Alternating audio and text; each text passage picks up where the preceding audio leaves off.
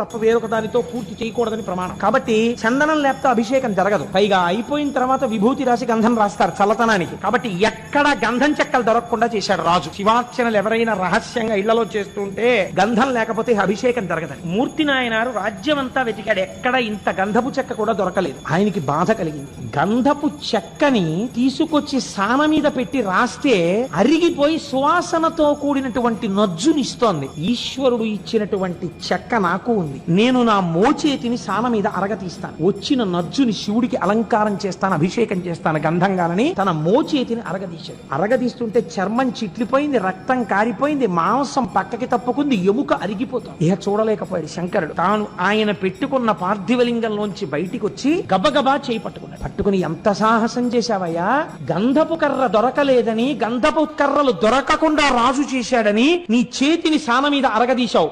రేపటి రోజు నుంచి